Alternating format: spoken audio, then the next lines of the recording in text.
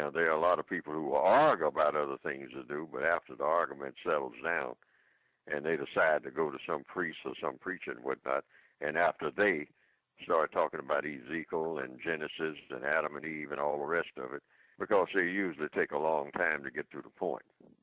That's just a pattern of Christianity and Christian ministers. See, it's just one story in the Bible, and that's the story of Jesus. The rest of those stories don't even need to be there. But very few ministers will be honest about that. But very few will be dishonest about it. They just simply don't tell people that. Why? Because you can't have church service like that. Church service would last 3 minutes. How long does it take for someone to tell you that Jesus died for your sins? And if you believe that, you'll go to heaven. I said it in less than 10 seconds, I think. That's the only story in the Bible that counts. But, to make everything entertaining, most preachers would say, well, now we're going to talk about the story of Ruth. It's going to take me 3 hours. But you are not required, according to every preacher I've ever talked to, you're not required to know anything about Ruth, Ezekiel, Solomon, Moses, Thomas, even Joseph and Mary, Jesus' father and mother. You're not required to know anything about them at all. Not one thing. Not their names, not what they did, not even that they were the father of Jesus. You're not required to know that. You're required to know one thing, what Jesus said that you must do. And that wasn't but one thing. It takes less than 10 seconds to know that. But if you're going to open a church, and it's just going to take you 10 seconds to deliver a message, which is what a church does. They just deliver a message just like a post office. Then why build a great big church and have people parking on lots every Sunday and filling up pews to get a message that would take 10 seconds to deliver? Well, the logical answer apparently is entertainment. Get a good feeling. No other explanation for it. To hear good stories, or stories that people call good stories, very entertaining stories. Let me hear the story of John the Baptist. Tell me all about what he did, what he said. Tell me all about Moses, and crossing through Egypt and running from Pharaoh and all like that. These are just stories. Many people say that there are a lot of stories are not even in the Bible, hundreds of them that were lost.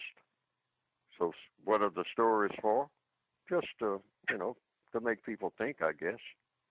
Different points of view about the comings and goings of people thousands of years ago. But almost every preacher that I have ever heard, in fact, all of them that I've ever heard, and when I listen carefully, the only thing that they're really saying that it seems like they all agree on is that Jesus died for your sins. And that's the only message you need to listen to. You don't need to listen to anybody talk about Solomon or Ezekiel and the wheel or none of that. It is completely unnecessary. Unless you just like being entertained. Just like, reading stories from, things written by Mark Twain. That's about what it's worth. What Thomas said, what Joseph said. These are just stories that people wrote. The story of Ruth. Or even the stories, that were about Jesus. Going and telling the fishermen to lay down your nets and follow me. How he gathered up the 12 disciples and all like that. You don't really even know that. You don't need to know it. It might be nice to know. You might find it very inspiring or entertaining or whatever you want to call it. But you're not required to know that. Because these are just people, just ordinary people, just like people you see every day. Even the disciples, they're just people. Well, some of them, one of them turned out to be a traitor anyway, I understand. They said, I forgot which one. But they said it's just one thing that you have to do, and that is believe that Jesus died for your sins. That'll get you into heaven.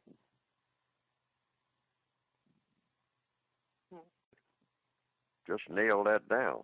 What is it that people go to church for? They go for a message. What message? 10 messages? 30 messages? No, just one. The message of what Jesus is telling them to do. All right, well, how long is that message? How long does it take to get that message and whatnot? About 10 seconds. Everything else, and these are my words, is just theater. It's just playing music and, and clapping your hands and walking them down the aisle, shaking hands with your people and with people that you know and all like that. It's a social event. That's what church is.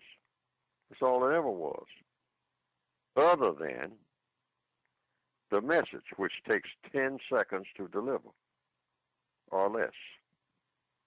Going down in the basement and pulling up a chair and seeing what's on the menu. I mean, when they get ready to serve and all like that, that's nice.